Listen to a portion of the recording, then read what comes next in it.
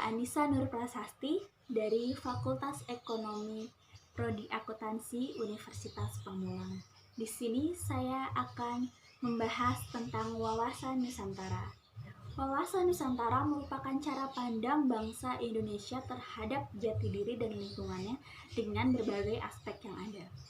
Pengertian wawasan Nusantara terdiri dari dua jenis. Yang pertama secara etimologi dan yang kedua secara terminologis. Nah, secara etiologi, wawasan Nusantara terdiri dari dua kata, yaitu wawasan atau wawas yang berarti pandangan dan Nusantara yang berarti kepulauan di antara laut atau bangsa-bangsa yang dihubungkan oleh laut.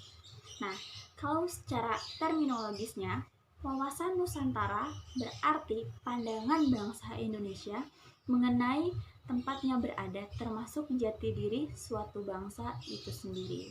Itu. Nah, jika kita lihat peta Indonesia, maka akan terlihat jelas bahwa wilayah Indonesia itu terdiri dari beratus-ratus pulau, baik itu pulau besar maupun pulau kecil yang dipisahkan oleh lautan. Nah, jika kita ketahui juga bahwa bangsa Indonesia itu terdiri dari ratusan atau bahkan ribuan suku dan juga budaya yang ada, yang tentunya suku dan budaya tersebut memiliki ciri khas dan perbedaan masing-masing. Namun, untuk menumbuhkan rasa cinta tanah air dan untuk menumbuhkan keutuhan bangsa, maka kita harus memandang Indonesia sebagai satu kesatuan yang utuh yang tercipta dari beragam perbedaan. Nah, apakah kalian tahu apa sih yang menjadi latar belakang timbulnya wawasan Nusantara? Wawasan Nusantara timbul akibat tiga aspek. Aspek yang pertama yaitu historis, yang kedua ada aspek sosiologis, dan yang ketiga ada aspek politisi. Nah, aspek yang pertama yaitu aspek historis. Wawasan Nusantara ada akibat lahirnya Deklarasi Juanda. Nah, deklarasi ini menyatakan bahwa luas wilayah laut Indonesia terhitung 12 mil dari batas pulau terluar Indonesia. Nah, garis teritorial inilah yang menyebutkan bahwa tidak ada laut yang menjadi penghalang, melainkan laut-laut tersebut merupakan satu kesatuan wilayah Indonesia yang menjadi penghubung antara pulau. Aspek yang kedua, sosiologis. Seiring perkembangan zaman, konsepsi wawasan Nusantara mencakup pandangan akan kesatuan politik, ekonomi, sosial, budaya, ketahanan, dan keamanan, termasuk juga di dalamnya yaitu keutuhan suatu bangsa.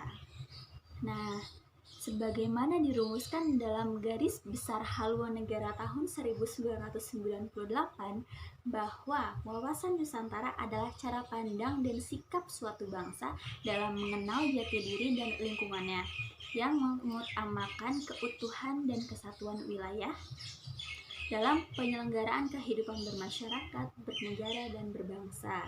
Bangsa Indonesia tidak lagi ingin terpecah belah. Untuk itu, pandangan kesatuan dan keutuhan wilayah diperluas lagi menjadi persatuan dan keutuhan bangsa. Ini ditegaskan dalam lahirnya Sumpah Pemuda tahun 1928. Asas yang ketiga yaitu asas politisi. Nah, secara politisi ada kepentingan nasional yang merupakan turunan lanjut dari cita-cita nasional, tujuan nasional, serta visi nasional, yaitu untuk melindungi segenap bangsa dan tumpah darah Indonesia. Nah, wawasan Nusantara pada dasarnya merupakan pandangan geopolitik bangsa Indonesia, yang berarti merupakan suatu rangkaian asas, keadaan, cara, dan juga alat yang digunakan untuk mencapai cita-cita dan tujuan tersebut.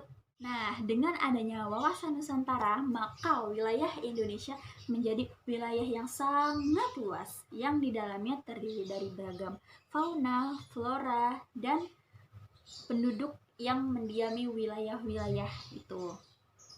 Namun, dengan luas ini, jika tidak dikelola dengan baik, maka akan menimbulkan ancaman tersendiri. Namun sebaliknya, jika luas wilayah Indonesia ini dimanfaatkan dan dikelola dengan baik, maka akan menimbulkan manfaat dan potensi yang unggul juga.